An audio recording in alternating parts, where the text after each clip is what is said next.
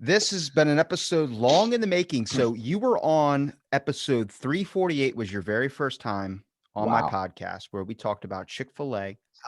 Just give me some credit. I've called a lot of stuff. I'm just saying I might be a prophet. I don't know. I'm pointing out the absurdities and then I'm just making jokes like imagine if this happens. I just went into the back of my mind and picked the most ridiculous thing and then I Yeah. threw it out there and it came true. So that kind of shows you that we might be living in a simulation or the world might be a joke. I don't know. But you said I specifically want episode 777. And Yes, sir. immediately in my mind, thinking since I worked at a casino, you're thinking lottery like 777 jackpot. You get $1 billion, go buy a fucking grilled cheese sandwich at Denny's. Why do you want 777? 777. Trip sevens has been my number. So my number numerologically is 7. My birthday is May 25th. 2 plus 5 is 7. And then That sounds things correct. happen things happen in threes, so 3 sevens together has always been like a thing for me. Whenever I can see them happening around me, I'm like, okay, this is what I'm meant to be doing. Keep on it. And then it's that triple threat type thing. And for the third episode to come on your show, let it be trip 777. Let's roll the wheel, man. Let's I go. like it. I thought initially I thought maybe he's a Kenny Rogers fan. He's got to know when to hold him. He's got to know when when, to fold him. when gotta know when to run. But I started thinking like there are I even researched this because I think there's only a few probably numbers or letters that mean something like specifically in at least the world's idea of what would be superstitions. For instance, number 13. I worked at a hotel. A lot of hotels do not have number 13, even though it says 14. It's still You're still on the 13th floor, floor. Yeah. but people just find the comfortability of not wanting to be with that unlucky number. Then we got 666. If you want to conjure up the devil, I mean, can't go wrong if you got questions. Maybe want to. Have you ever heard of that guy?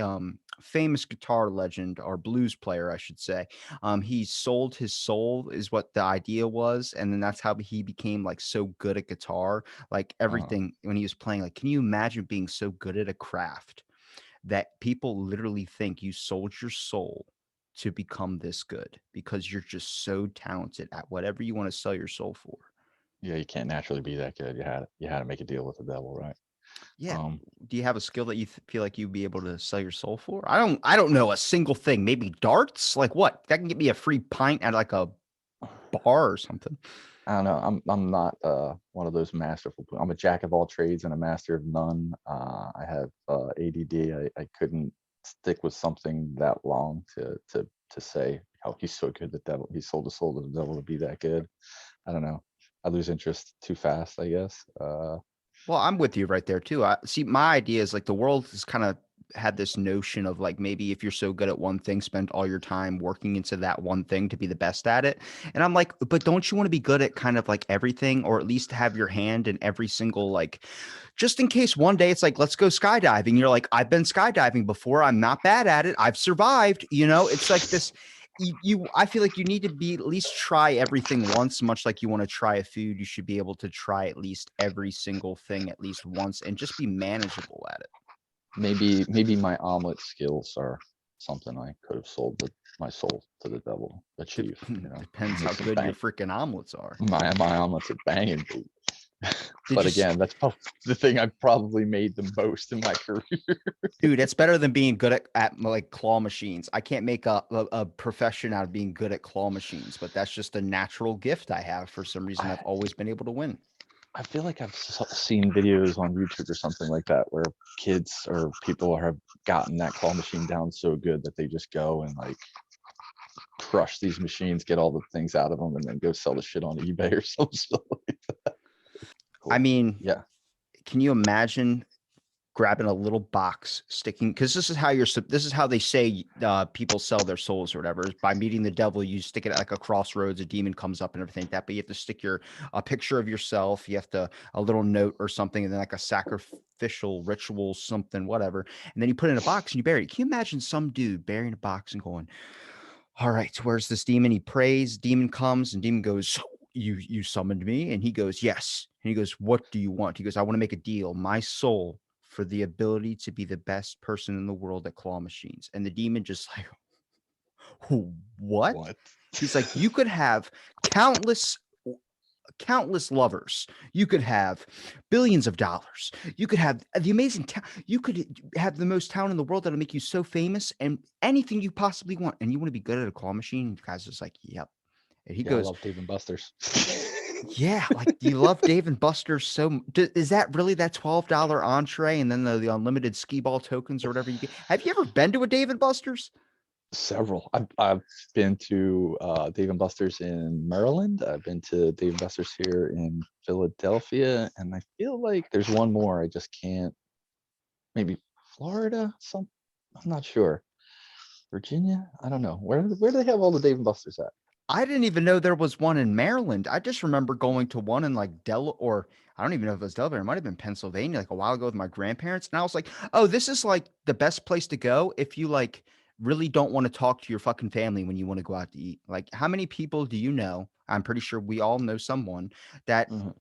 yeah, let's just make a presence that we're still together, but we're really not. We're like just we all hate each other, but we're gonna go out and act like, oh, we're gonna go out for a family meal. Like I look at Ted Cruz, his family. I'm like, does he really give a shit? I'm like, come on, he's a David Buster's type if I've ever seen one. Hell yeah, man. He wants those big ass margaritas in a fish bowl, and he wants to get in there and play some fucking Street Fighter, man. You get I'm still surprised that people sell like giant drinks and like gallon pitchers and stuff like that. Cause I look at it like you're just letting everybody know that you're an alcoholic. Like that is like can we have a manageable like when you see someone with an appletini or you see someone with a margarita, it's like that's a small little bit of alcohol, but you're showing everybody that you drink with your pinky up, that you're a very posturous person, that you like to party, but you want to do it elegantly, like the queen does, probably. Yeah, yeah, those drinks I feel like they're more alcohol and less filler, so they got to be in those smaller glasses where you get those big fishbowl things, and it's probably 50-50 alcohol and then mixer, um, and you get all the alcohol at the bottom with the straw. You're like slurping that in. That shit hits you real fast, and then after that, it's just fucking fruit punch sitting on the top. I'd You know. rather drink at home like a damn champion, okay? I'm sorry, but I don't know I guess I might be probably the only person that's 20 years old. I don't even really drink. But when I do, I just prefer to be home. Like, don't you want to be in the comfort of your own house rather than go out to a bar, spend like what, 80, $90, maybe take somebody home and then wake up the next day and regret every decision you've ever made in your entire life just because on the fact that you look over, you're like, "Oh, you looked way better last night. Why does the pillow covered in your face? What is that? What is that?"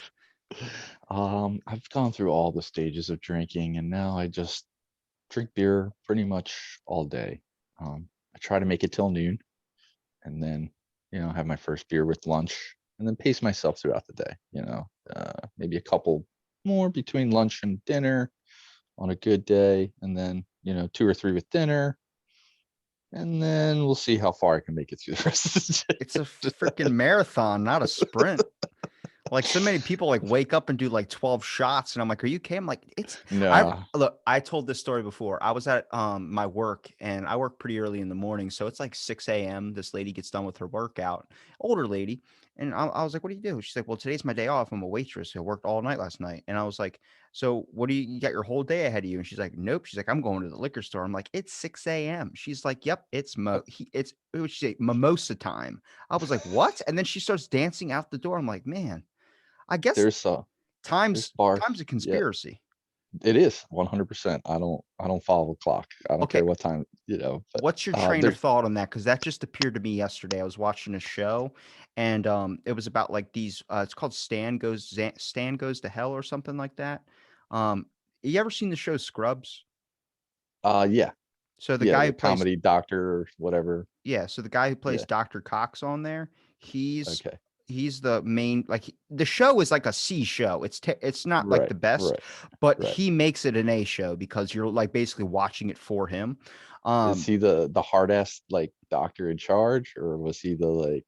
one of the he flunky was the dudes, he was the the one that would duo. always whistle and slap the dude in the back of the head whenever he did something wrong. Like that was the whole Right. point. But Yeah. on this show, like it's about 172 witches that were burned in like 1603 or something like that, the stake for witchcraft, but they weren't witches. Uh-huh. So they're all coming back one by one to kill the last remaining sheriff, which he is.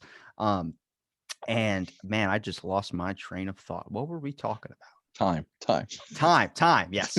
So they show up to this meeting like at 11 and they were supposed to meet at noon, but the one witch is like time is a conspiracy. It's noon now. So then they were in this trap because they thought they had an extra hour, but they didn't because and then the one dude's like, "Hi, you don't know the government cooked up a plan about time being a conspiracy. It's not real." And I'm like, if you really think about it, it is a little bit like, I mean, come on, like the fact that this time is designed by man. It's not real, but we've Right. used it as this basis, and so many people consider it fact. I'm like, yes, it might be 7:30 when we're recording right now, but that's just our idea of trying to coordinate where the sun is in the sky. Right. Yeah. I mean, if you think about it, like I tell people all the time, I said, time is just relation to where you are in the sun and the planet and its revolution around it. Right. I mean, it's what 7:30 p.m. in Japan right now. It's, you know what I mean? Like there's, I started to come up with this theory that um different dimensions actually we're all aware of it, you know, and those are the time zones. So when you go from one time zone to the next, you're actually just entering another dimension in a stream of dimensions that are all connected here on Earth, right? Like we Well, what talked do you about it before, like the flat earthers, you know, they're like the earth is flat, people are like the earth is round. We don't really know. We just go by what people tell us, right? Like before Christopher Columbus discovered America, the world was flat, and that's the lie or conspiracy that everybody agreed upon. And then he was like, no, you can go all the way around, come back around the other end. And they were like, oh, the world is round. Well, what if it's not round or flat? It's just a continuous loop of dimensions, right? You think about it on that way. I'm so happy I'm not invested in anything so much like the flat earth or the earth is round. Cause I watch those debates on like YouTube where people are just going back and forth. And I'm like, I'm so glad I don't have a pony in this fight. Like Mm-hmm. I'm just so like I'm so in the middle. I'm like, yeah, I guess it could be both. You know, you have good options and you have good options of Mm-hmm. information. But then there's one I really wanted to be out of all the cryptids. I wanted the Kraken to be real. And we've seen pictures of giant colossal squids, sure, but nothing on the proponents of like what would attract maybe Kraken, for instance. Well, some scientist, microbiologist, and also a marine biologist sent me a picture, and it was a whale's penis coming out of the water, and it looks like this pink octopus tentacle. And then they matched it up to the exact photo of Nessie, and it looks exactly like Nessie. And I'm like, Uh, I started thinking, I was like, imagine being let's take a trip back in yeah, time. Okay. This yeah. irrelevant thing that doesn't exist. Let's go back maybe a few couple hundred years back to like maybe the pirate era or the colonial eras where these guys were on ships. Yeah, Now imagine me and you are pirates. We're hammered because we've been at sea for months. Only water that we have is alcohol. So now we're yeah. laying on our faces on the ship, sunbathing or canning our ass, whatever the hell it is. And some dude screams Kraken. And you're so hammered, this whale's penis that's out of the water when they breach, you think it's a Kraken tentacle. So you start freaking out. And that's probably why a lot of them died too. I mean, imagine you're freaking out so much of Krakens on ship, all that chaos, you flip off the side of the ship and drown. So it's like, So damn it. what you're saying was those Kraken attacks were really just whales trying to fuck a boat? I didn't even think they were banging the boat. I just thought maybe they were like banging each other and then they would pop out in the distance. You see this giant pink tentacle thing coming out of the thing. You didn't have like people that were like, there were people that were selling their own teeth for more alcohol, which probably, I'm not going to lie, probably still happens today. Maybe replace alcohol with crack. No offense to anybody that does crack out there, teaches their own. But think of it, back then, their science wasn't that advanced as it is compared to now. We know what water is now. They were probably drinking. I mean, so many people drank salt water thinking that it was going to hydrate them, and then they ended up becoming more dehydrated. Think of that. I place you in a scenario where you're stuck on a boat in the middle of the ocean, surrounded by all this water, and you're dying of thirst. it's like the greatest temptation, discipline test in the world, right? Like, I don't know. I guess if you're dying of thirst and you just want to speed up the process, go ahead, drink some water. You don't want to hold on for that last minute of like maybe last I second don't know. somebody will come and save me. Mm, or I don't know. It depends on how much you like suffering, I guess, right? Are Maybe you a keep the burn it suffering. all down type? Or are you a type that's like, I'm gonna hang on? Well, I would like to say I'm a burn it all down type, but it seems like the reality of the thing is I just won't stop. I just Let's keep play hanging on. Let's play possible scenarios. You ready? I'm going to Yeah, place you on the same idea of what Tom Hanks in Castaway was. How long yeah, on that island until you kill yourself? Because let me tell you, yeah. about 2 days in, when he had that tooth pain or whatever, I was like, no, no, no, I've had that. I don't even want to do that without any medication. Grab a rock and just run right into it. I mean, think about that guy that cut his own arm off when it was trapped under that rock when he was like rock climbing or whatever, like with Oh a my God, fucking 127 hours. with a pocket knife, right? Oh, oof. I don't know Have if you I could ever do it. slept on your arm like for like an hour? And then Yeah, like I it's slept on my nuts. arm, I think a full night. And then I woke up and my arm was dead to the world. Like I could Hmm. bang it on a wall and I wouldn't feel. I thought I was going to have to spend the rest of my life with a dead arm. And it's like at 127 hours stuck in a rock. After 10 minutes of that, I would be like, chop this motherfucking thing off because it is Yeah. uncomfortable. It's like wearing a wool sweater when it's 90 degrees out. You don't feel nice. Yeah, I don't know, man. That takes some serious cojones, I guess. I guess when you're put in that situation, like you don't have a choice, really. Like once you get down to it, like you go through the whole cycle of like freak out, panic, and then you have that like calming realization that like, okay, I'm gonna die here, and then you like succumb to that, and then you're waiting to die, but it doesn't happen fast enough. So then you're like, all right, well, I'm gonna just cut my arm off, and that'll either speed up the death scenario, or I'll be free and I can get the fuck out of here, right? Like you gotta. I don't know how we got here, but I like it. Um, I'm just wondering because I'm sitting there thinking, like, imagine that though. Like you're basing it off of like, man, see, because you're stuck on an island, and then it's like, do you want to sit there and keep having false hope that somebody's going to come and save you or something miraculous is going to happen like in the movies, or are you just going to be like, I already know what my fate is sealed, and then you're going to do something? It's a very, very tough decision. Imagine like you're stuck in a rock for 127 hours. When is the point where you're going to be like, I got to do something? Like, how long did he wait? Like 46, 52? I mean, after an hour or so of screaming help, now your throat's dry. You got to try. Like, this is the big thing with Bear Grylls, for instance. Everyone knows that photo that's circulated around on the internet where Bear Grylls was eating in like a bunch of like nice ass food offset of the camera and everything. That, you remember that? Right. Okay, so what they found out about a week into Bear Grylls' taping of his show, they found out that nobody really cares about like if he's actually doing it or not, but they like the suspense that they show on the TV. So he was like, "We can actually film me struggling out here in the wilderness, and then we can just go back to a hotel at night. Nobody's really going to care that much." And it's true. More people want to see the distorted perception of something rather than see the full image or full scope of something. Yeah, I mean, it comes down to people want to believe the lie, right? Like everybody's just more like the lie is more fun. Nobody wants to really listen to the truth.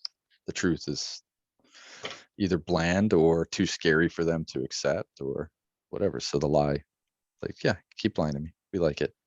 Yeah, like I want to know all the details. Like if a dude, we like a doctor runs in the room, and goes, "Oh my God, this guy's been trapped on an island for a month and he survived." And like, how did he survive? He used the base of necessities, was eating bark and doing all these things. And I was like, okay. I would go into the room where the guy was sitting in there. I'm like, "Hey, welcome back, man." He's like, "Oh, thanks, man. I'm happy to be back in civilization again. You don't know what it was like on that island." I'm like, "I want to ask, at any point, did you drink your own piss?"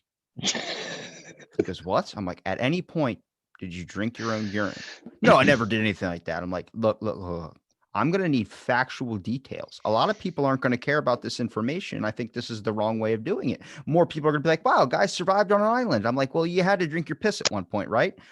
I think at one point I tried it and it's like, and you also probably ate your own shit, I'm guessing too. Ooh. And he goes, and I'm like, exactly. That long ass pause. I'm going to write a check and a giant circle around yes. Now, this is important information that everyone wants the distorted, like glamored up story or what we want our minds to think. It's the same thing with government stuff. Everybody wants to neglect the base truth of the information that's right in front of your fucking face because you don't want to know that it's that bad. You want to think it's a lot better and we're a lot more classified, civilized. Same thing with there was an old one of the last remaining Indian tribes or indigenous tribes. A guy went down there to go try and convert them. He was like a Jehovah's Witness. He wanted them to find Uh-huh. Christ. They murdered him. They murdered him. He didn't understand that this is that was seen as an attack, all these types of things. But in his eyes, it's like, I can convert these people. They shot arrows at his airplane. They did a bunch of stuff. Like, and he just they murdered him. I'm like, see, but nobody wants to talk about that because as soon as you say that, they start going, how dare you? We took their land. It's like, this guy died. You can't dismiss that. Like, nah, we don't care about that. He didn't deserve to die, but he chose. Wait, we talked about this before. He chose to go there, right? So it's his fault. He's responsible for his own death, right? They Well, if try to you're warn trying to him. convert people to Christ, you deserve to get shot with an arrow. No offense, but I've had enough Bible beaters in my lifetime to freaking take down with a spoonful of medicine. Well, what I had a thought and now it's gone. Welcome to my life. Welcome to my show. It's kind of the point of it. You kind of get you're on this path, and then something happens, and it's like life. It came out of the blank and then went right back. Yeah. Dang, this might be the first minute of my show. We might have some silence because now I'm trying to think of what to say. I forgot what we were talking about. I don't know. I'm looking at Gumby and Pokey right now. Trying to think. Explain that scenario to me. Why do you have Gumby in your room?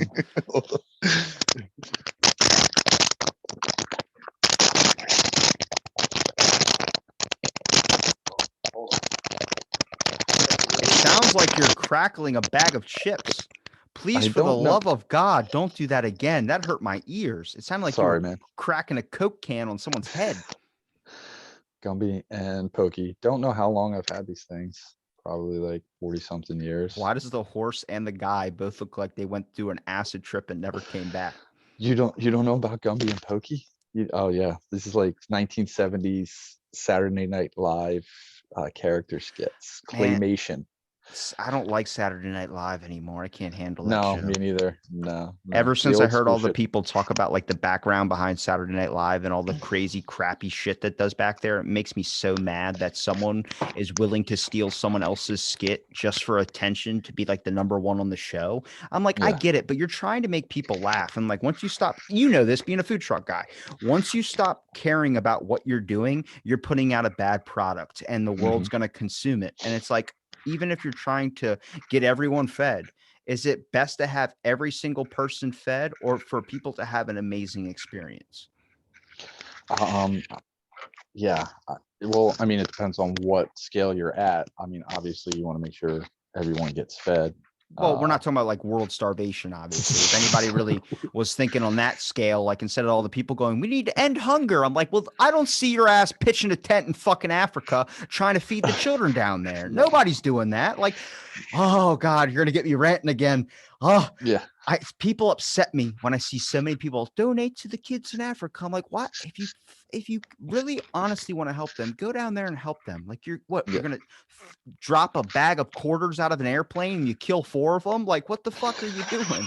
You're not helping. Send it to Sally Fields and let her eat it all. Like, or what was her name? How much nickels can you eat before you go blind, I guess? Or it could be like that South Park episode where they got the orphan kid from Africa. You ever see that one? The fact, see, this is what I don't understand, is that cartoon characters, I think it's easier to cancel something when it's back in the day, obviously, especially if nobody's doing it today. But South Park is like, they just have this mentality that I think the world's now adopting, which is like, I don't give a shit anymore. I'm going to say it, whether I say it, and then take it how it comes. Because that show crosses some boundaries. But I guess hell yeah. there's a disconnect because you're just like watching it and you're like, they're just cartoon characters. They're not Cartoons. like It's the real same thing like people. with puppets. Like people use those puppets, the hand puppets or whatever. So like the puppet says all the like edgy, controversial shit, but it's really the guy with his hand up the puppet's back saying it. You know what I mean? Like Who it's was not that? the puppet. Who was that dog puppet that was like an insult Oh person? yes. Oh my god, him and Eminem had beef, right? Yeah. Yeah. Oh god, I can't think of it now. But you know who I'm talking about, right? Yes, I do. Yeah, something, something. Yeah, I remember. I remember this. So should we just start having our politicians wear puppets so they can actually say the real shit that everyone knows that they're doing? Well, I feel like the politicians are the puppets. Oh, you're talking about Illuminati shit. Or I'm just down in with, general. dude. I've been saying it for the past like few episodes now is that there's probably someone that's pulling the strings because like you meet an Elon Musk, for instance. That Hmm. dude looking at a normal person is like, I'm so far advanced from you. Yeah. But when you look at like when you look at let's say Elon Musk compared to whoever's higher than Elon Musk, there's got to be someone higher than him. If Elon Musk can look at us and say, well, these guys are so de-evolved, and then someone's looking at Elon Musk like you're so de-evolved. There's someone, maybe it's a robot like in the Tom Cruise film where the thing is sitting in the water, and whenever something happens, it predicts a murder or predicts a crime, and a ball comes up. Yeah, That's the yeah. Illuminati. Maybe. I just feel like before it was like hegemony with like kings and queens, and then they started to realize that like, hey, they're the front pieces out here. And when shit goes wrong, people want to come to them with the pitchforks and tear them down. So they were like, we need a buffer in between us, like a politician. So we'll just kind of hide back in the, behind the curtain, and we'll make people think that they chose that person. And then we'll just have him do what we really want, but we'll have him lie and say that he's going to do all the things that the people really want. And then when he doesn't do that, they'll get mad at him, not us. And then in so many years, there'll just be a new puppet, right? They just keep changing the puppets out, You're like, talking about like this is gonna be a bad example, but you're talking about like Grimace, the buffer between Ronald McDonald and McMeisterburger, like yeah, the yeah. Hamburger, So whatever his the name was. Hamburglar. Yeah, whatever happened to the Hamburglar? Probably got canceled. He was dope, dude. He would just come in, fucking steal some burgers and run off. I You're like, think sometimes you wouldn't even notice him. I Like, think later they were just like, I think we have too many cooks in the kitchen. Let's just go back down to the clown. Like Burger King freaking has one guy, it's the king. And like the their king. motto is like, why would you eat with the clown when you can dine with the king? I saw that. I'm like, just because you Yeah, have a right. very sassy attitude, I like that. Yeah, but think about it. Like McDonald's took over because they had a clown, where Burger King had a king, and everybody's like, fuck the king. We're going to eat with the clown. Well, Chick-fil-A's got a callus is eat more chicken and more people Eat like more that. chicken. And That's he known can't as like spell. that's like if you ask someone like, where do you go out to eat? It's like, well, tonight's a fancy night, so we're going out to Chick-fil-A. And you're like, that is kind of the fine dining of the fast food industry, even though they're probably brainwashing all of their employees in a back room somewhere. Yeah, we talked about this before. They find the ones that people pleasers that they just kind of mold into shape, right? I remember when I brought that up, and then I saw your eyes go up like I want to talk about this, but also I don't know what this kid's point. Like you have to admit, hopping on a podcast with me, your first thought is like this kid can't be serious, and then it's like you just start talking to me. You're like, this kid's like he's not out to get me; he's out to have a conversation. Right. Yeah.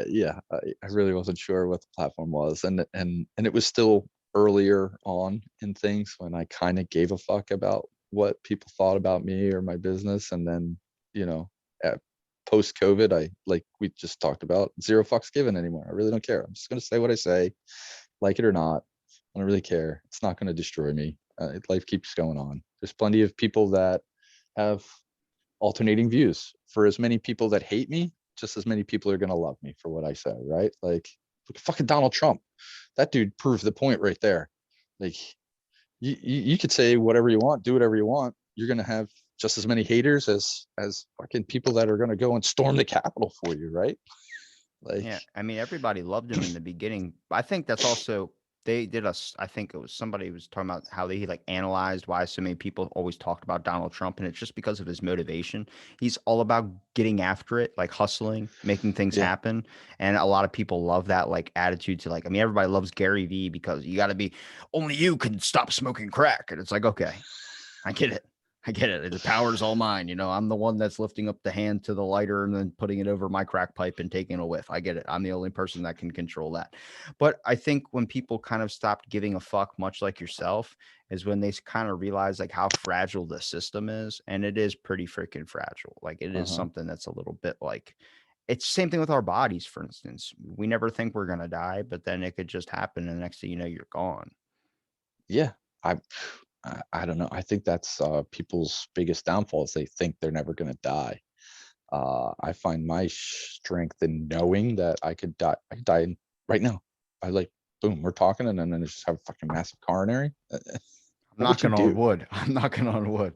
That's don't you fucking jinx me on this show. You say, "Oh, I could die right now." Next thing you know, I'm talking to you about seafood or sea monkeys or some shit, and you stroke out on me. That'd be terrible. Great So, like, views, but what? terrible for the show. But wouldn't you want to live at every moment up until that point as full as you can versus like being afraid that like, oh, like, you know what I mean? Like, I get what you're saying, but that's never going to happen. The mentality that's instilled in your head is you can do only person that can hold you back is yourself. I'm pretty sure that's not fucking true. And I would rather tell my kid when they grow up that there's going to be things out in the world that are going to stop you from becoming who you are supposed to be. And you need to understand those things. You need to try the best to notice where they are. Same thing like if you've ever talked to someone that grows up in like a bad neighborhood or grows up in like a very observant lifestyle compared to someone that's completely ignorant to the world, a lot of times those people, like I'll give you an example. I'm not going to say her name. She's a very nice lady. But when she comes into the gym to get a protein shake, it's like, did you have any, like, you could tell that she was like a Pam Anderson type, like preyed a lot off her looks and got everything she ever wanted. But then now she's getting older and it's kind of going away. And now you can tell she's got to kind of learn for herself. And it's like, can I get some of that brown stuff? And I'm like, protein powder? She's like, yeah, yeah, that's it. That's it. And it's like, oh my God, like you're a little like you could tell like you want to coddle them. You want to be like, it's okay. It's gonna be okay.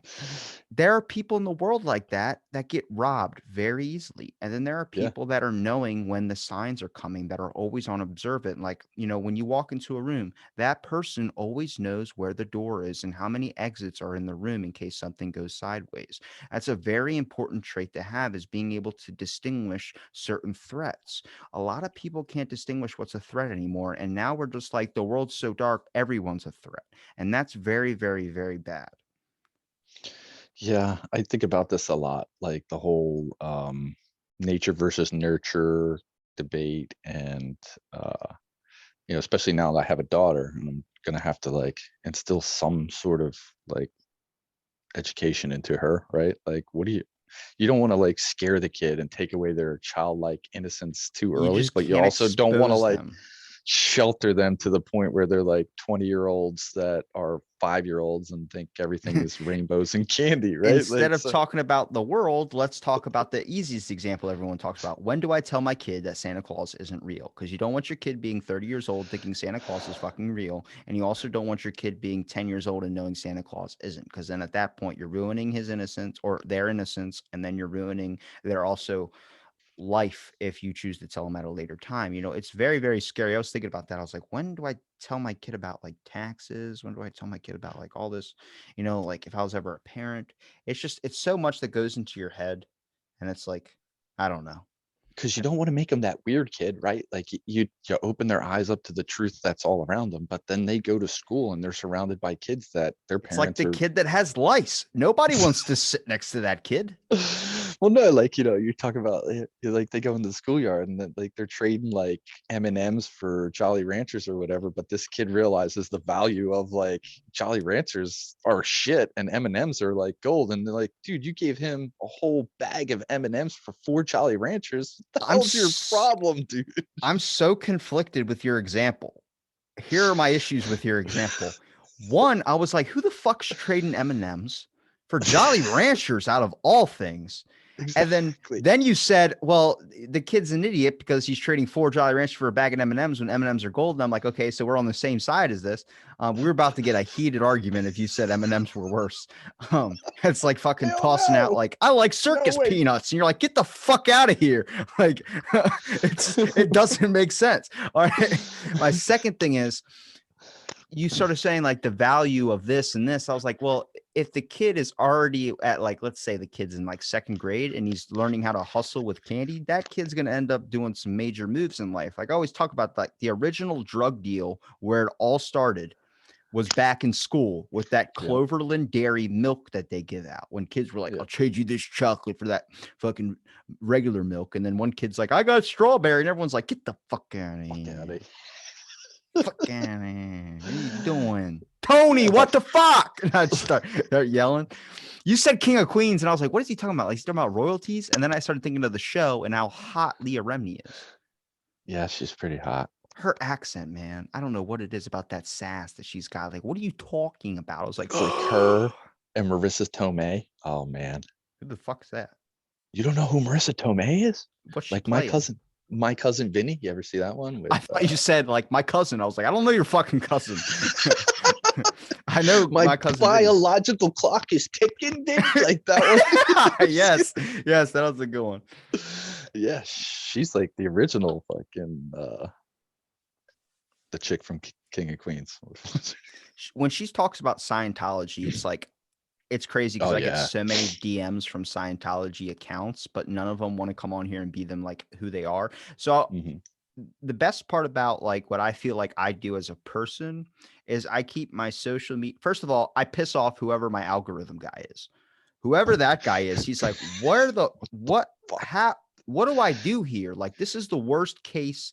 Like I'd like to think of them as guardian angels, like they're kind of deciding and showing you signs of things that you might be interested in.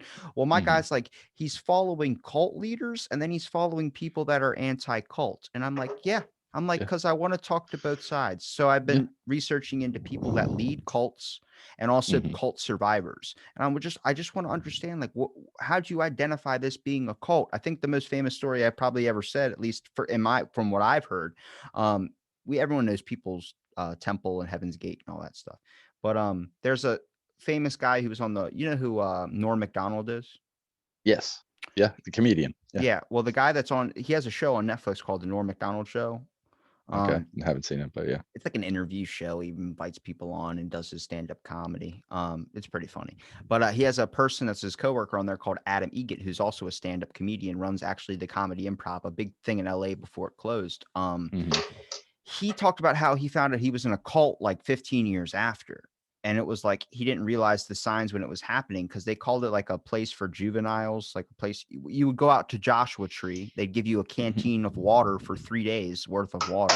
Um, and he starts talking about like one kid fell off a cliff, a girl slit her neck, all these types of things. And like they would be like, well, the parents picked them up, and the kids would be like, we didn't see any cars show up to pick up the kid. So where did the kid go? One of the camp counselors actually freaked out and killed a bunch of the kids. Like they would have these things where they would lay down and they would lay in the same bed as the counselor, and they would call that special time. Like it was called Sea-Doo. Sea-Doo is Okay. what it was called. And it's just like you listen to that, and then it really start to question things like what in your life is a cult? What isn't a cult? What do you identify as a cult? I think social media is a cult. You're Oh, definitely. gathering followers. I realized at a young age, I think I was like 20 years old or so, that like it's not too hard to start a cult. Like there's plenty of people out there that want to follow. You got And if Pinterest, you can start a cult. right, and yeah, nowadays it's even easier. Before the internet, it was a little bit harder. You had to actually meet people in person, but it was a lot easier to keep your cult a secret, Oh I yeah, ready, guess. ready, ready. Can I speak to you for a minute about our Lord and Savior Jesus Christ? The one time we were tripping on LSD in my apartment in culinary arts school, and I was back in my bedroom with my girlfriend at the time. We're trying to get it on and all, and then all of a sudden my friends come and they knock on our door, and I'm like, "Go away!" And they're like, "Dudes in suits are at the door." And I'm like, "Huh?" Men in I'm Black. like, "Yeah, pretty much." Like, I'm like, "Fuck, man." And they're like, "I'm like, what do you mean?" They're like, dudes in suits are at the door. So I'm like, all right, let me check this out. I go out, I open the door, and it's Jehovah's Witnesses, right? And like, I open the door, tripping face, and they're like, have you accepted Jesus Christ as your Lord and Savior? And for a split second, I wanted to invite them in to see where this would go. And then I realized that, you Once you know, open up that door, there's right. no closing it. Poor kids tripping on acid and some Jehovah's Witnesses in an apartment might not be a good idea. It's a So great bad. fucking story. And I just laughed and slammed the door in their face. And then all my friends just looked at me and they're like, what the hell was that all about? I was like, it's the FBI. They were looking for somebody else. I told them we weren't.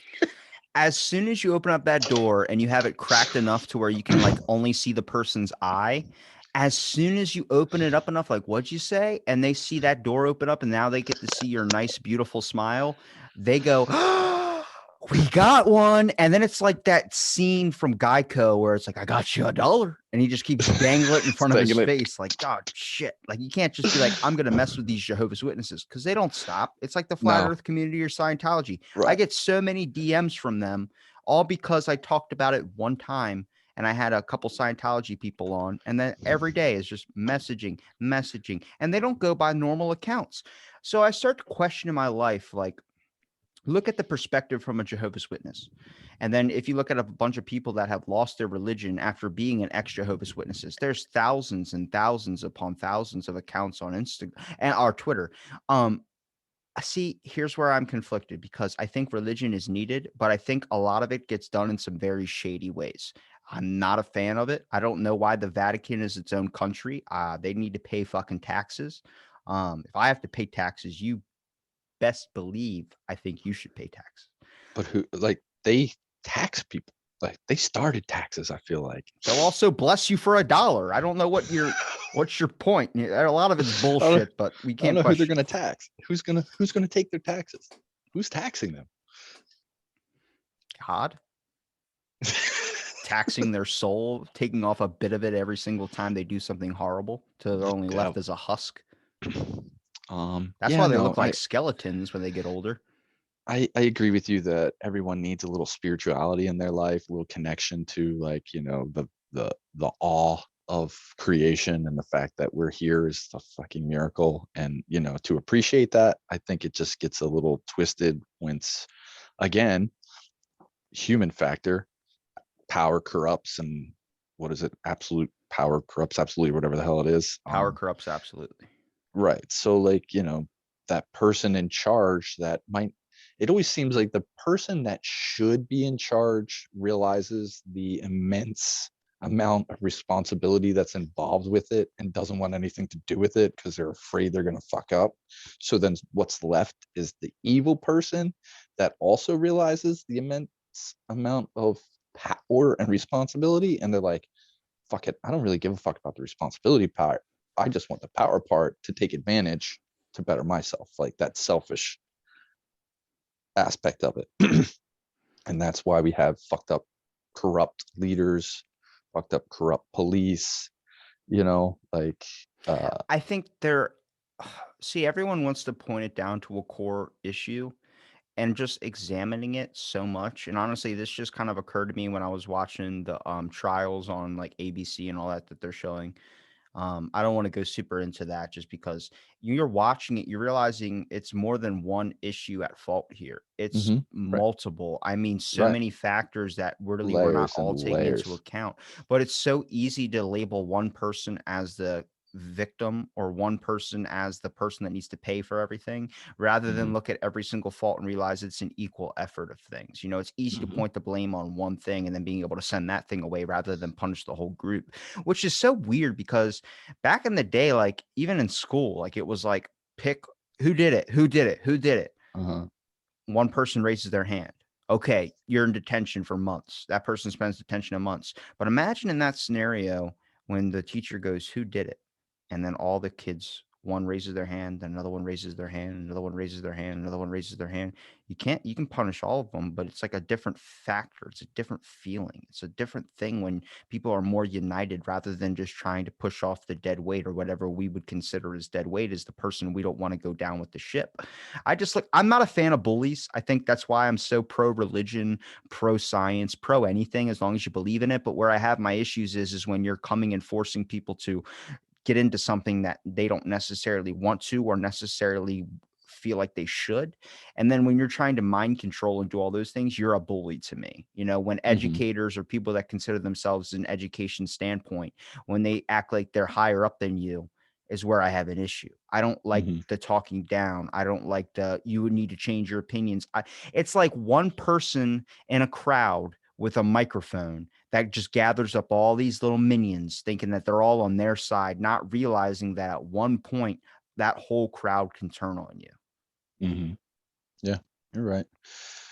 Um, you said it best the other day when we were messaging back and forth, and you were talking about the whole gun control thing, and you were like, it's not a matter of I thought I creating. pissed you off. I'll be No, 100% honest. I thought you didn't message me back. I was like, oh my God, I just stepped on his toes. But no, yeah, sorry, man. Sometimes we're messaging, and then I get pulled away, and then like the conversation kind of either goes on pause or just ends or whatever. But yeah, I was probably working, and then all of a sudden it just got busy, and I couldn't go back and forth with you. But you're right. It's not a gun problem. It's a people problem. Like, people need to really start taking responsibility for their part in all of it. You know what I mean? Like, it's not the gun's fault. It's not you the. can't follow the same template as a terroristic action. And my point of this is when a 9/11 happens, when Mhm, a giant terroristic threat happens,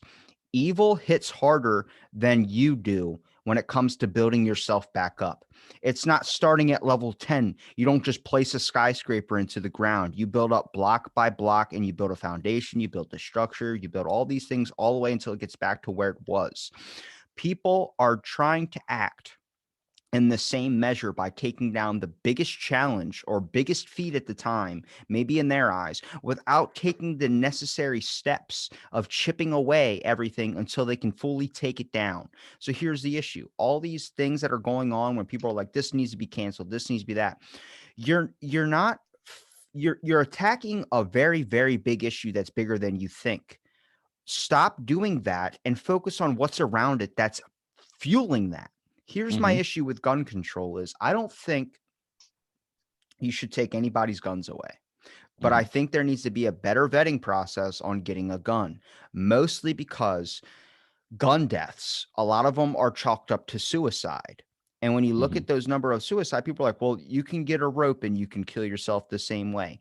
Yes, but it's a different factor when you're using a rope and a knife. It takes a mhm, little bit more courage to kill yourself with a knife. And I hate that I'm even saying that, but it's a different feat. A gun mhm, is so quick. It's mhm, known as painless. It's been imprinted into your brain as painless.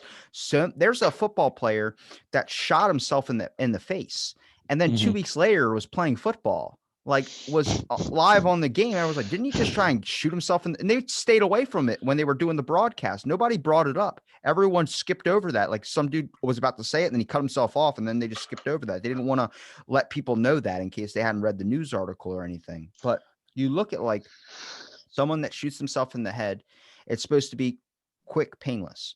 Someone that hangs himself, you're like, fuck. Like, that's a Yeah. little bit deeper because it takes longer. And there's some other things that can go along with that. You could be like Danny DeVito in Always Sunny, where he hangs himself by the ceiling fan and then he's sitting there hung and he's spinning around. And they're Spin like, around. guess Frank killed himself. And the next thing you know, the fan breaks. He goes, Frank, we told you your neck's too fat. And he was just hanging. He was unconscious hanging. And I'm like, there's so many other things that qualify into this. And with gun control, there needs to be a better vetting process because I think what's leading these numbers of suicide rates to go up. And here's the weird thing. They said that the suicide rates for during lockdown and all that, what do you think they did? Did they go up or did they go down? I would say they went up. Well, an article posted they went down. And I was Really? looking into this article. I think it was in the Guardian, which is why I don't trust the Guardian because they post a lot of bullshit. Um, Uh-huh. some of it's like, okay, I get it. But I was looking at it and it says they did a study saying that the number of suicide rates actually went down during lockdown because of the amount of unity and the amount of care that other people were taking in helping each other get the supplies they needed. I was like, for the first couple of weeks, what about the Right. rest of the 9 months or year that everyone was just being a fucking asshole to each other because you're not wearing a mask? Like, don't fucking tell me the numbers went down. The Maybe numbers, they went down because they just moved them over to COVID. let's look at Japan. Japan literally started a new job where it was like these people that it was like suicide prevention people that were talking to teens about making sure they weren't on the brink of committing suicide. I've talked to plenty of psychologists for kids that talk about how like the depression rate just seems like they're aged at 30 already. It's like, yes, because they're being exposed to so much. So the number of rates going down doesn't make any sense to me. If people are literally being hired to do a job where their literal job is going to your house and making sure you're okay. Nobody's doing that out of the kindness of their heart. They're getting paid for that. Like, let's try and focus on there's the core issue. Why is no one asking, or why does this person not have anybody close to them to ask if they are okay? That's a Mhm. community issue.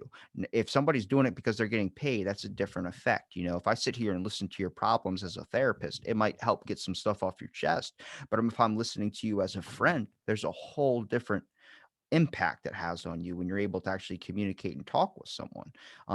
But with gun control, just the vetting process of it all, it doesn't need to be months and months and months, but a week or so. Ask a person, how are you doing? Like as a friend, how are you doing, man? Like, Mhm. get to know them a little bit. What's going on in your life, man? Well, my wife just left me. It's like, okay, what's your plan today? Well, I also lost my job, so I'm probably gonna spend the whole day drinking. And you're like, I don't Mhm. think you need a gun right now, man. I'm just gonna be 100% honest with you. I don't think you need a gun right now. It's like, what? You're not gonna sell me a gun? It's like, look at your life, man. I know it might seem dark, but if you need to talk to someone, let's grab a beer after work. Something that fucking simple. And people say like, oh, I should have did this, I should have did that, long after the fact of when it happens. It's not your duty to make sure that someone is okay, but as a moral thing about yourself, if you knew that person was going to end their life and you say you would do something, wouldn't you want to take every precaution, even if it might not seem like they're going to do something, just to ask if someone is okay? Because I guarantee you about 90% of the population says they're okay and they're not They're really. not. No, they're No, not. no, nobody's okay. Everybody's teetering on the edge of fucking losing Man, it all. that That's got deep after whale penis, didn't it? just It got went real deep. went all over, man, all over the place. Yeah, I mean, but honestly, I think you're 100% right about your stance on that. But I don't think that's really the issue. I don't think they really care about people killing themselves. That's not the narrative Well, in the whoever's owning media the right now. shop just wants to make a buck. I mean, I get that. I'm Right. not Like opposed to that's that. what that was my point on it.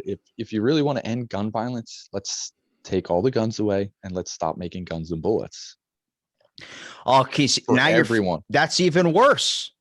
Everyone. No, there's no more guns. No one has guns. No military, Oh my God. no governments. Like, This I got pissed off about this when Biden passed the ghost gun thing, when he was talking about the ghost gun thing. You're fueling the conspiracy fire. We talk about goalposting of the government. Once they have that power, they never want to give it up. So the right. example is they put you on lockdown and then everyone started getting fed up. Like, this is never Hmm. going to end. Let me fight to get what I still built up in this world. Everything I spent Right. my life into my business, I'm going to open it up with or without you. Right. Government saw this pushback, was like, fuck it, let's open it up a little bit so we can. And then everyone talks about the third wave.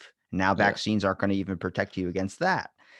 You're not giving yourself any room to say that these conspiracy theories aren't true anymore, because everything you're doing is making the fuel for their fire. And I get some of it's like, all right, I'm questioning. I had a buddy of mine who told me about he had COVID. He had a test for it. And the doctor was like telling him, like, this test is like, they don't even know if it's a yes or no. They just kind of like give you a random answer, like asking what your IQ test is. You can answer a bunch of questions randomly and the fucking thing will give you an A plus if they wanted to, or give you an F, whatever. He said that. He's like, I'm not even a conspiracy guy. But when that doctor told me that, I was like, is this all a fucking like scam? Yeah. So with the conspiracy thing, now if you're going to ban someone's guns and you're going to ban guns, I get it because you're talking about the big shooting issue. But what's going to happen if the government comes to your door and tells you, this is my house now? You have no fucking way to defend yourself if they decide that they want to put you on house arrest. They want to do any of these things. You can grab your Right. fucking Well, butter knife. do they have guns as well? They do. Well, see, we're not on the same page then. Like, But you're I'm asking the talking world like to ban zero, guns. zero, absolute no government. Nobody has guns, not That's even the not going to government. happen. Exactly. So that's why I say the whole conversation is just mute. You know what I mean? Like, you want to solve the problem, here's the absolute solution. Otherwise, either no one has guns or everybody can have guns. Let's have a clear and Even level playing field, right? fucking Like, China and Japan knew that we need to get off the sword thing. We'll use it for like well, killings yeah. in our town or Once country or the English whatever. showed up with cannons off their coast, they were like, fuck, we shouldn't have let these people have this technology. And we should have been working on it even more. Right. It's like That's how my the point, though. well, Let's have a level playing field. And honestly, right now, guns aren't going to protect you. The military has fucking nuclear weapons, right? Like, they got tanks, they got Apache helicopters. What's your AR-15 going to do, right? Like, unless you're up in the hills like the Taliban fighting off like that, like, you really don't have a chance. The government wants your shit. They're going to come and get it. You know, look at what happened in Waco, Texas. They were armed to the teeth. Government still came in, took them out. Right. look at like one of the biggest inventions that helped us win a lot too is like during the musket era, for instance, when we created the catapult.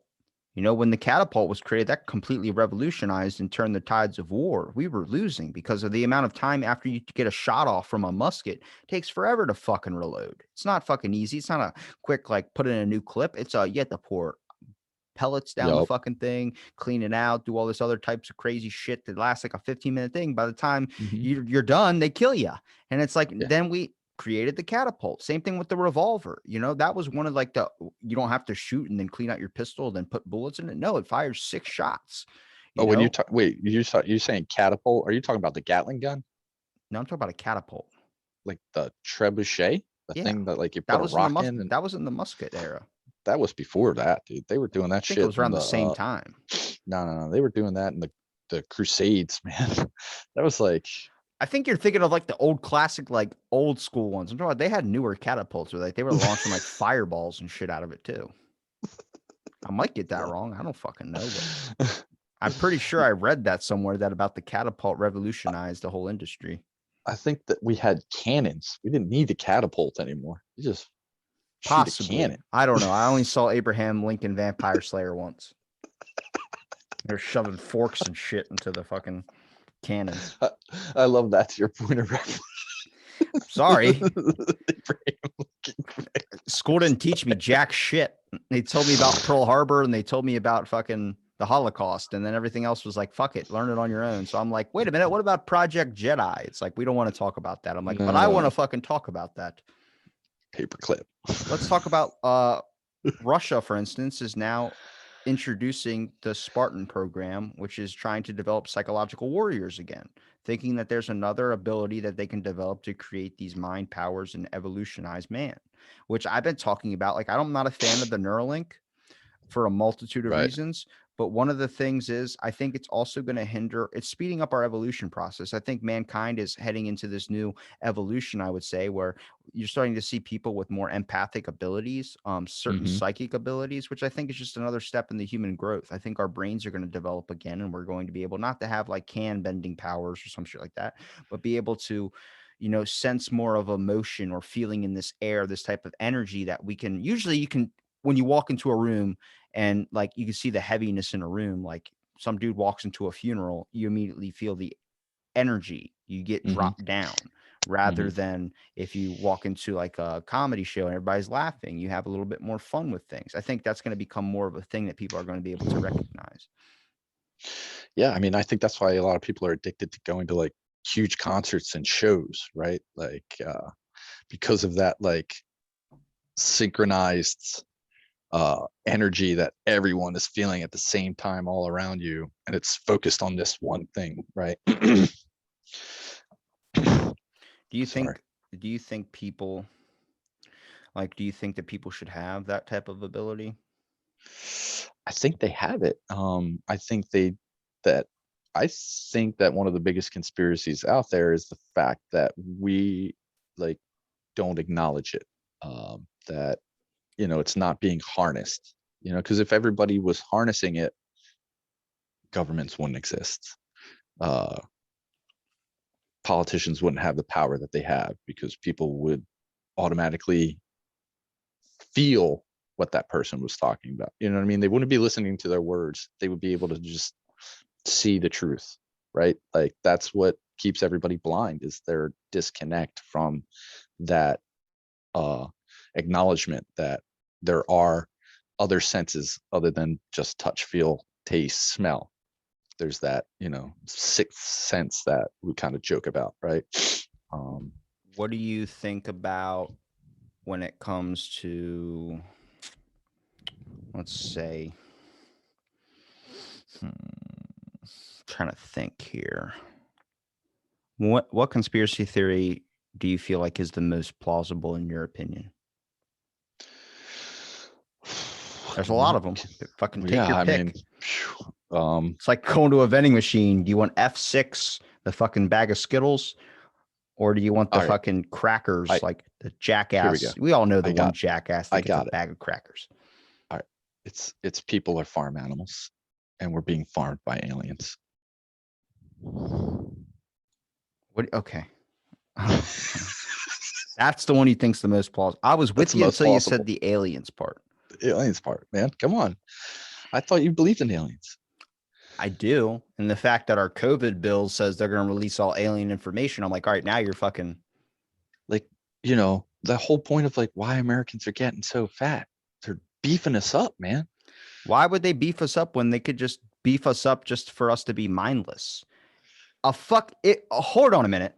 Before we even get into the alien part, if the government's going to take over, would it be easier to take over a nation of fat people that can't move without taking like a sip of Coke or drinking a 2 liter? Or would it be a lot harder if everyone's healthy? So maybe it's a factor of the government's fighting the health industry, the diet industry, all these new diets, these primal, these vegans, and the vegans are Well, actually woke. They know the government's taking over. So they're acting like it's all for the animals, but really it's a factor of they want to make sure that they're able to move when the well, maybe government. that is the whole like vegan thing. Like they realize that people are animals too, and that we all need to kind of like wake up to that. Well, that That is also how we think of food. For instance, like if you look at a cow, you don't mind killing it. But if you look no, at a I mean, dog, that's for some people. Me being a chef, I look at all animals as a possible food source. I could eat my cat if I had to. wait, so you stare at like a Rottweiler walking down the street and you go, that would make a couple of nice steaks. Yeah, yeah. I look at my cat and I'm like, yeah, your rump. I could definitely like have a dinner on that if I had to. I I, understand your reasoning because I feel like cats that's kind how of pets suck. pets started. Like, they were like they had some animals and then there were maybe like one cute one and they were like, oh, we'll let this one in the house. We'll eat this one if we have to. And then it Back just to our kind of freaking like castaway scenario. You're stuck on an island with a cat. How long until you eat the cat? You know, it takes exactly 7 days. If you, let's say you're stuck on an island with someone, it takes exactly 7 days before your brain decides that this person could be a possible food source and you try and think of ways to kill them. Think of that. You can't even help it. You're stuck on an island with your brother, someone that you've known your whole entire life. And this fucking, your brain starts implanting things saying our survival is more important than the connection you have with this person. I'm a That little explains OJ. concerned. I'm a little concerned about the fact that science decided to do a study on how long it would take you to be stuck on an island with someone before you thought I could eat it. I bet I can blow your mind with this one too. And I think it was 2016, 2014. John Hopkins did their very first dick transplant. I told this to my buddy Mark. So you know the one thing that they I decided just not. got chills. Well, hang on. Do you know the one thing that someone thought of that I wouldn't have thought of in a million fucking years? No. What? They went to the board of ethics and said, yes, you can transfer over the dick from this dead body to this person. It was a friend of his that passed away. Ugh. So the one dude, Ugh. I won't even wear my friend's underwear, dude. well, I'm not wearing okay, his dick. hang on. Let me rationalize it in your head. Okay. So Okay. here's the scenario. The dude had lost his lower part of his body, like some of his pieces to him, in an explosion fighting in the war. Okay. So his buddy had passed away in a car accident, and they decided that they could do that. They could give him This that. So swap. now it's not so bad in your mind, right? I don't know. Still weird, but Still it's like weird. you get it. It's a guy who fought for our country, right? Okay. Yeah. I Okay. guess. Still. All right. So the one thing that they had was, we're going to transfer the dick over, but we're not going to do the balls. And the guy said, why? He goes, because the amount of its reproductive tissue, there's a fear that you could actually produce his children. Right. Well, yeah. You wouldn't have thought of that in the scenario where you're like, let's give this guy a new dick. What about the balls? Fucking throw them in too, like an extra shoe or some shit. That just brings a whole new level to the term. I wouldn't fuck her with his dick and him pushing. How dare you? A man lost a penis and you're cracking jokes. You sick son of a bitch. You know me, man. I got to go to comedy when I get distraught. I just had like 10 chills go down my spine thinking about all that, Robbie. God damn it, man. Well, look, I like blowing people's minds on the show. It's fun. Totally I always tell people this show is informational. Whether it's good information or bad information depends on what episode and what day you're listening to. Who funded that experiment? God John damn Hopkins, the company I took to court and won. Oh my God. Did you finally win? I did win. Nice. Won a couple months ago. It's not helping me though, so fuck it. Shot myself in the foot. I won, but I lost. I won, but they didn't let me win the right way. Let's talk about how so many people can be surprised about what someone is willing to do when it's all on the basis of information. You mentioned it earlier, Operation Paperclip. Now, a lot of people really don't know what that thing is. As much as me and you are like, that should be common sense. Yeah.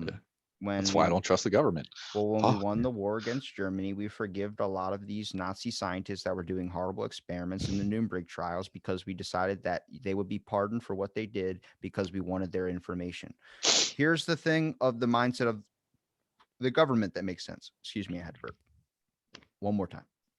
All right, we're good. I might have indigestion. I need an acid reflux pill. But when they were in their mindset was, if someone already did the act, you cannot erase the act that they did. So why would you throw out the information that they received from it and we could use it as our own? So instead of them doing those experiments, now they have the information that these people had already done the task. Now they're going to fall on the sword because they did do the horrible act, but now we have the information to know what happens when that act occurs. So with the process, if you talk about like this, the dick transfer, those types of things. Cecil Kelly incident. I don't know if you know about this, but it was the guy that was working at a nuclear facility, and one of the vats or nuclear tanks started to have a meltdown. So instead of running like everybody else did, he decided to try his best to shut it off. He ended up doing it in this weird way, and all of the radiation blast, like, you know how when you turn on a flashlight, it sprays out and it goes out, like the farther, I guess, the light has enough chance to go out in the distance, it expands even more. Well, he was at the front of it, so it was focused into him. So he absorbed like 20 times radiation that a normal, like a lethal dose, basically. So I read the diary of the guy that found this man or saw this all happen, one of his friends or one of his coworkers. He said that Cecil Kelly ran outside while it was snowing out in like -5 or -10 degree weather, took off all of his clothes and was steaming. He dropped to his knees and screamed, "I'm on fire." And then he passed out. Next, they took him to the hospital, and they tried to give him a blood transfusion. They tried to do a bunch of different things to him. When they kept transferring blood into him, all the blood that they were pulling out was like black goo. And they kept putting blood into him. But every time they would do these blood transfers, every couple of hours, they'd have to keep doing more and more and more, because every blood that they kept pulling out and putting in kept turning black, because his body was already corrosive. The levels weren't balancing out. They were way to the extreme. So it's like if you have a hot pot and you put water in it, The water's going to Okay. heat up after a while. So they tell his wife, like, hey, we're going to try our best to save him, but we're going to need time. They watched this man die and kept him alive as long as possible, not for his wife and kid, but No, to because see how long. they Yeah. wanted to see, they've never seen this before, and they wanted to gather as much information as possible, and they wrote it down. And that is fucking horrible in my eyes, but in their eyes it was as this thing of, this has already happened, we can't stop it, we can't prevent it, the best we can do is observe and trying to take notes to make sure if we can possibly prevent this in the future. This man's bones, they took a needle and stuck it into his arm, and were pulling out like bone marrow, was ash. Like, they Hmm. don't know how this guy was even still alive. He later died. And there's been 2 cases of this, I think, in the history that this has all been going on that we know of. One was Cecil Kelly, and another one was in Japan. The dude died after like 9 hours. But they left this guy, I mean, alive for a couple of days just to watch this whole fucking process. I don't even know if it was a couple of days. Actually, honestly, it might even be like more of a couple of hours. Like, it was something fucking horrible.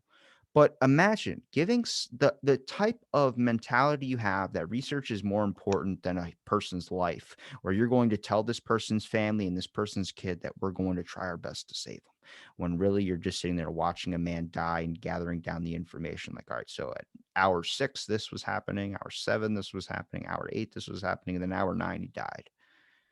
That should Yeah. just make you want to question about where science is going, where the world is going, and where do you find the line to be drawn at right and wrong? That's why I don't trust scientists. They're just fucking sadists, man. I Um, think there are some out there that are trying their best to do the right things. I've talked to plenty of them, but it's a lot of that happens to go down to, you want to talk about, people say like scientists are wrong. That's kind of like the scapegoat. I think it's right. the schooling. There are so many Yes. accounts Hmm. of schools telling people with PhDs to quit their research and move, uproot your whole family, move a couple states away, all because you're not going to be in good standing with us if you continue your research. And the person's like, why? He goes, because it's going against, and schools are scared of losing funding because of the way the Hmm. world's going with cancel culture. So if they see Hmm. you researching something that might be offensive to people, they go, you need to quit your fucking research. It's like, what? It's science. It's like, doesn't matter. You don't quit your research, we're not funding you anymore, and you're not going to be going to the school anymore. Hmm. That's where it gets an issue, because now you're stopping someone from researching something that might be important. They also started, I listened to a podcast with a scientist where he talked about how he made a fake research study and produced it to the board, to see if it was qualified to be qualitative research, quality research. So the study is fucking ridiculous. They really created this fake study doing a bunch of absurd things, trying to state the claim that the school doesn't even read the study that's being produced. They see certain keywords and they'll pass it because in fear that if they don't, it's going to offend a lot of people in the world and they're going to have riots and protests on their hands. So they did this study saying that there was a higher ratio of male dogs fucking male dogs than male dogs fucking female dogs. So inherently saying in this study that male or all dogs are inherently gay. That, I swear to you, was the research study, and they passed it. They said, yep, sounds okay to me. He's like, did you even read it?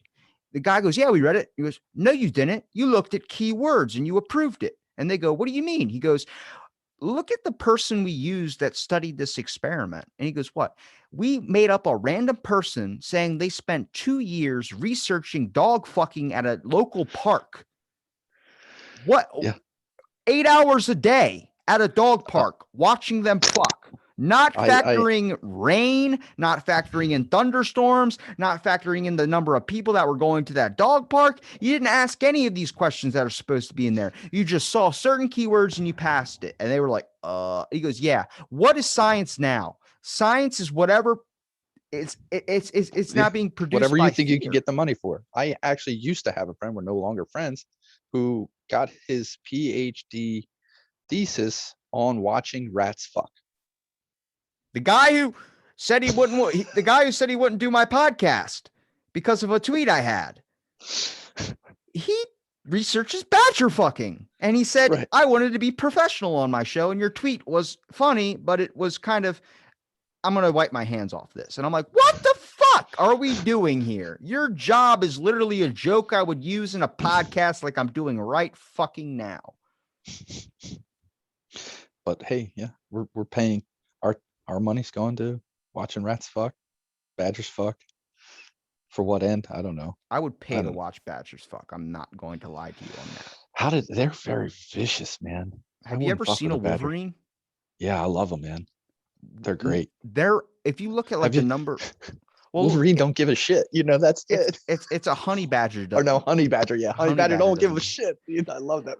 Wolverines, for instance, there are very, very few accounts of people seeing them in the wild, and I'm really wondering why. They're like a fucking unicorn. Yeah, well, aren't they in like Tasmania or something like that? Number I one. think they're probably more known, but I think they're very, very smart. And like people talk about like this was a Wolverine killing. There's a lot of killings, but people seeing them. Like they're the most vicious things out there, but nobody ever gets to see them. I'm like, what the fuck? Did you just say Tasmania? Tasmania. That's the fucking cartoon character. Well, I think that was the basis of the cartoon character. Yeah, I But think isn't that's why there your like brain made that connection. isn't there a country in or yeah? What's that little island off of There's Australia? a Oh, place New in Zealand Canada. and then Tasmania, no? There's a place in Canada called Regina. So I don't say you're wrong. I'm going to say you're probably right that there is a country. There's definitely one called Tasmania. Yeah, I think that's where the Wolverines come from. No, they're all kind of related, like honey badgers, Wolverines, and there's another one I can't think of it. They all have one common ancestor. Yeah, but they're bad as fuck, man. They take on lions, uh, Like a mongoose can kill a cobras. snake. Yeah, cobras. Yeah, I thought cobras were like extinct, but apparently no, they're still around. yeah, man, they're all over. Trying to think of what people said were. When is the dodo bird coming back? I feel like it has I think that's the symbol for my podcast. the dodo bird. Yeah. Like depending Really? on where you place the dodo bird, if you give it like nurturing love, it'll grow. But then if you just like let it do its own thing, it goes off on some weird ass tangents where it probably gets itself killed. That's like a perfect explanation of my podcast. That's why I have What's a that? shirt based on it. Hashtag What's podcast. what island was that? That was the island that the evolutionized, what was it, Darwin? He Galapagos discovered. Yeah, that's it. with the giant reptiles and shit. Right. Komodo It dragon. wasn't that where the dodo bird was? And then they let cats on the island or some shit and killed all the dodo birds. There are some animals where I'm like, I'm glad you're not faster and bigger because like Oh Komodo yeah. dragons have acid spit. Mm-hmm. But what if they were at one point?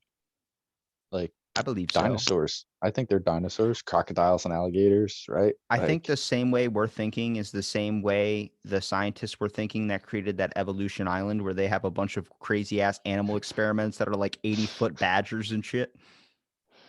wasn't it who is it? Elon Musk? He's bringing dinosaurs back. I don't think so. Probably somebody else because I Somebody think else, yeah. Elon Musk is like Steve Jobs. Yeah, he had the Right, initial idea for Apple or right. initial idea for the iPhone, but he's not the one making it. It's a bunch of other No, people fucking making it. He's just like, I yeah. had this idea. Fucking go to work. And then he takes all the Yeah, credit. he's like, I got money. I'm gonna fund this. I want And to see a you're gonna make video it of happen. Elon Musk building a Tesla. Then I'll fucking believe that he's doing an evolution island. I wish they would bring back celebrity deathmatch. I would love to see Elon Musk Jesus. and Bill Gates in the octagon. Why would you fight Bill Gates? Fucking hate that guy. You don't like his multiple various selection of the same sweater? No. Hate that This guy. one's red. I'm like, fucking, how are Fucking you hate that guy. billions of dollars, sir? Well, I'm microchipping everybody. I'm like, okay. Okay. Like you know about John McAfee, right? Yeah, you know who died recently? No. Bernie Madoff Oh yeah, I saw that yesterday. committed suicide. Did he? It Yeah. took him that long? Talk about being stranded on a fucking desert. Why would you appoint a guy into office named Bernie Madoff and then he makes off with all your money? With all Like, your what money. God. Yeah. In his name. It's like Army Hammer. It's the guy who has the giant detergent company, Arm and Hammer. Mhm. Their Arm & Hammer, motto yeah. is I think something about purity, and I'm like, the dude fucking is pure. He just admitted to wanting to eat his ex-girlfriend's ribs. Here, I got one for you. What's your stance on Bitcoin and cryptocurrencies? I think it's going to crash, much like the housing. I'm predicting it here. Housing market going to crash. Uh-huh. Mr. Rogers, evil. Mr. Rogers, well, come on, man. Put on his little slipper. I've been right so far. Why would neighbor. you disbelieve me? I'm not. Okay. I'm not questioning. Mr. Rogers is dead now. So why is that stopping the information from coming out? What if he was like some fucking crazy serial killer? I feel like in my mind, he probably wasn't a serial killer, but if you want my honest opinion, he probably is a cross dresser, which isn't bad, but I'm just saying he probably has something about him that a lot of people wouldn't deem right. I'm having like flashbacks of being a kid and watching that show, and like even then I just was like, there's just something not right Hi about there, this. neighbor. It's a beautiful day in this neighborhood, not in I just yours. I think my favorite part of that show was when they would go to that other like dimension, and it was like the king and the puppet king. You know what I'm talking about? No, I've never seen it. You never seen Mr. I'm not going to because I don't want to form a biased opinion based on what I've seen of the man. Rogers? I saw a What gif of about him putting on a clown mask and I was like, that's a psychopath. what about Captain Kangaroo? I don't know who that is. I'm not getting to know any of his affiliates. I'm just dating myself on how old I It's am. like that one lady that divorced Johnny Depp and everyone's like free John or justice for Johnny Oh Depp yeah, because she yeah. yeah, like she fucking won and she shouldn't have. But it just shows you how Right. biased the courts are when it comes to a woman and a man going against in court. But also she did something very, very sketchy. What she did was, I don't know if it was her or some other famous person. This was just in the article about it when I was talking about the court case I was reading when it was trending on Twitter. And she went to a lawyer and then went to every single lawyer in the area and then Yeah. knew she wasn't going to talk to any of them or wasn't But she going put to them on side with any of retainer. them. Yeah. But yeah, she just said, "Hey, I just want to get some information. You're pricing all this stuff." And then she sided with another lawyer. Now, the reason why she did that was So he if, couldn't yeah, so hire he any of them. couldn't. And that to me Yes. is the most horrible fucking thing where it's like you had this fucking planned out. Like the woman that killed her husband Mhm. by poisoning an Advil tablet, and it took Mhm. I think 4 years or 6 years for him to take that she had to wait that fucking long praying to God this was going to be the day that he has a fucking headache to pull out the fucking Advil and grab that tablet. I mean, yeah. That's premeditated as fuck. Here's the thing though, like, okay, she's definitely what do you call those type of people? They manipulate the situations and uh Narcissist narcissists, right? So or like schizophrenics. narcissists. So like, We have a okay, lot poor of Johnny. well, look, we have a lot of mental illness that is about manipulating a situation. I just want to make that clear. Right. Yeah, no, Dementia? definitely narcissists, right? So like they Dementia is doing that stuff, but without any punishment on you because you don't remember that you you did it. don't know what you're doing. Right. So but like, okay, she's a narcissist and she was hiding the fact that she's really an evil person, right? And so poor Johnny Depp got pulled into her web and before it was he could figure it out that oh fuck, it was too late and she had him. But then there's like the flip side, like the Marilyn Manson situation, right? Mm. Like You're a Manson fan, aren't you? I mean, I like his music, Are you but talking about Marilyn Manson or Charles Manson? no, not Charles Manson, Marilyn Manson. What Yeah, happened with the Marilyn music. Manson? Um, he's being me too'd by that one chick, right? All right. Yeah, no, I'm gonna side with the woman on that one because you just look at the guy, you're like, yeah, come on, you're into some kinky shit, dude. exactly.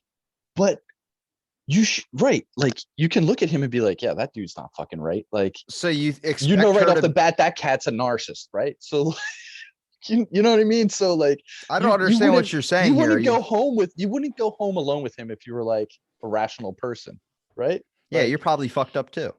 right.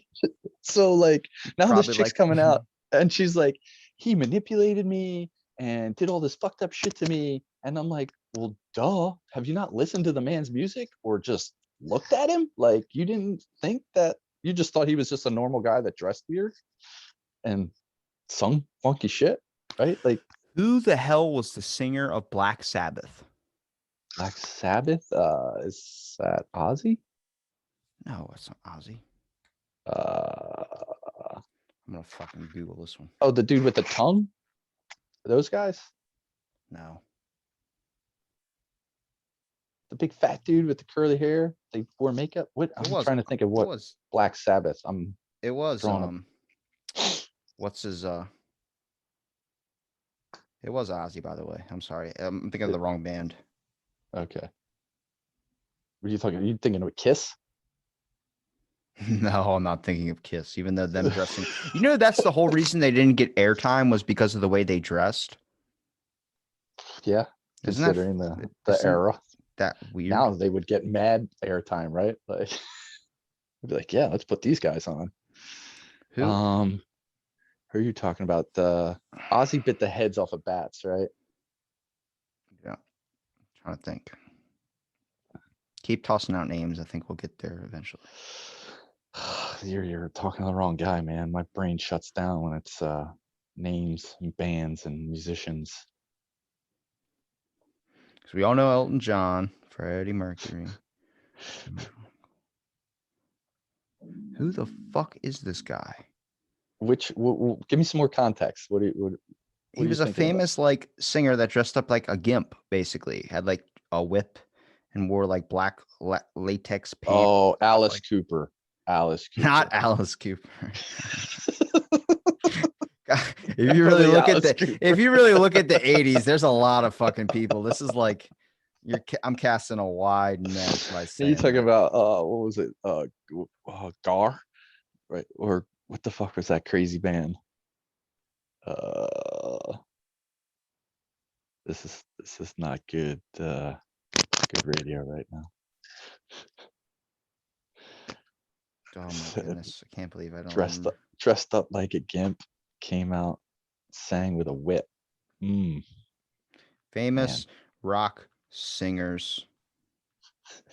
That dressed like gimps. Bring out the gimp. Gimp sleep. Wake him up. I will fucking find this. People listening. Anybody else is streaming it into their microphone. I'm sorry. We all know David Bowie. Oh, no. That's not him though. No, he didn't dress up like a gimp. No, he was just gay. Yeah. Which isn't an issue, but that's not who I'm talking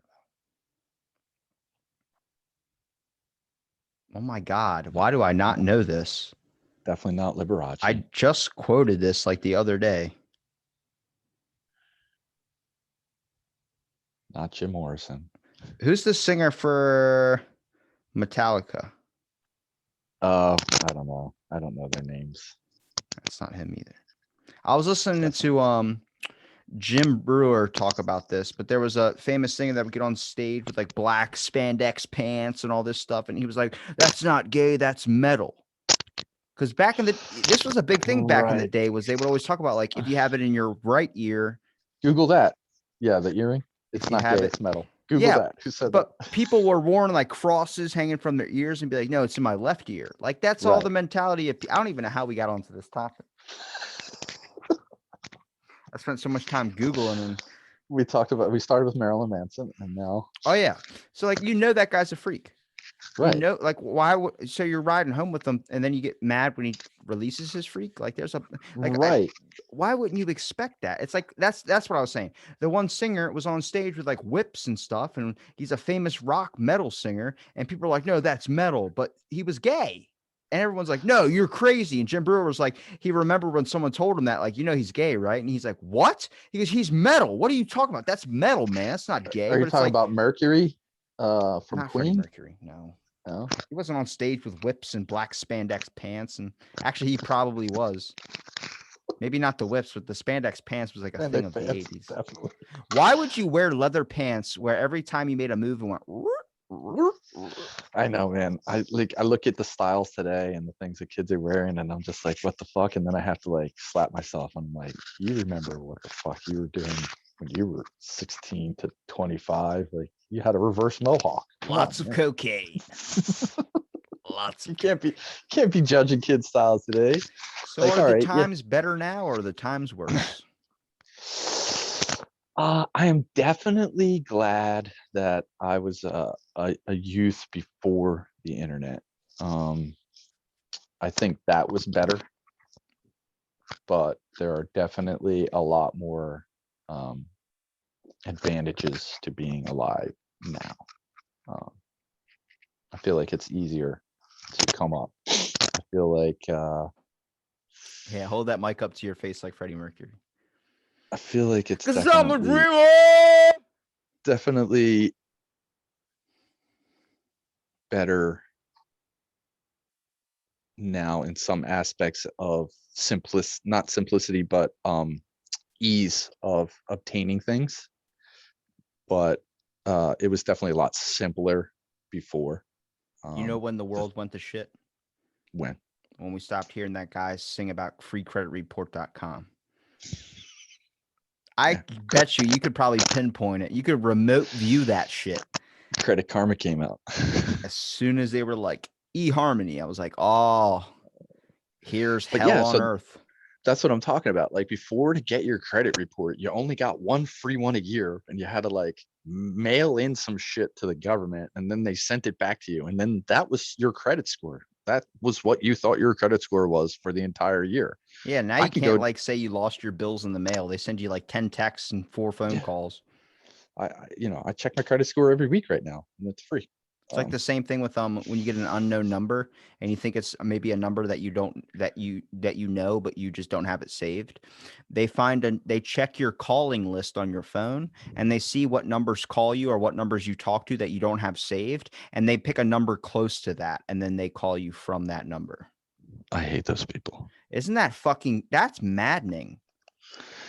I'm glad that I never changed my cell phone number over to like a local Philadelphia number, because when I see 908 numbers come up, I know it's bullshit because I don't know anybody that has a 908 number. They're just using that 908 prefix because I have a 908 prefix. Um, I know someone that used to have this app on his phone to scan calls, and as soon as the call would come, he just hit like a button, and then it would pop up in the words on the phone where it was like mhm. it'd be their voicemail, but you could still pick it up when it was going to voicemail. So like if someone was going to leave a message and say like, "Hey Bobby, it's Robbie, just calling you, just say hey, how's it going? The Congratulations on the kid old and all." school answering machine screen. Yeah, but it Yes. would pop up on his phone and be like, "Da-na-na-na," and then it would say, okay. And then he would stop it when you were recording and be like, hey man, Right. I'm here. Start Yeah. talking to you. But now he showed me it. He did it. And then I was he's like, look at my phone. I checked his phone out and then it said like your car insurance warranty is like, I'm like, oh, and he goes, yep, that's how Uh, you screen them. I'm like, that's fucking smart. Instead, I answer it when I'm in the worst possible times. Like I'll be walking in the house with like 12 bags of groceries by my pinkies into my while I'm trying to open up my door and my phone goes off and the fucking bag rips and all my shit goes out on the floor. And I just answered, I go, hello. And they're like, you have a minute to talk about our Lord and Savior Jesus Christ. I'm like, you go to hell. He's like, I'm trying to save you from going to hell. I'm like, fuck off. And then I'll just hang I'll up the meet you phone. there. Yeah, I answer those calls when I need to get out some pent up I'll aggression. see you in hell. Because it pops up. A lot of times it'll pop up scam likely. So I'll be like, oh yeah, um, Your but phone's trying then to help you. We look, this is probably a scam. You call it's answer it, probably a it's your scam. freaking Right. grandma. But then every once in a while, I'm like, I got a free minute and I need to fuck with somebody. I need to like I did put that some, one time and it was the best phone call I've ever had. you I just keep like doing dumb shit. Like, well, I got a call ask, from the CDC. Remember I told you about that a long time ago? uh-uh. I got a call from the CDC and they're like, "Do you have a minute to answer one of our surveys? I'm from the CDC information department." And I was like, "CDC as in like Central for Disease Control?" And it was a person on the other line. And she was like, "Yeah." And I'm like, "I will answer all your questions if you can just give me one answer to one question." And she goes, "Okay, let me ask you a question first, and then we can do question for question." I said, "Okay, cool." So she asked me the first question. In the past 6 months, have you been feeling dizzy in your head? Have you been experiencing? And then I asked a couple of symptoms, and I said no. And this was way before COVID, like 2 years before COVID. I Okay. said no. And then she goes, okay. And I said, now let me ask you my question. Is it true that in the CDC manual, there is a part in your pamphlet of training where it says on how to deal with contagious diseases or infectious diseases such as zombies? And it does state zombies. And Yeah. she goes, I cannot confirm or deny that. And I said, you just answered my question. And I hung up the phone. That's all I fucking needed to That's know. awesome.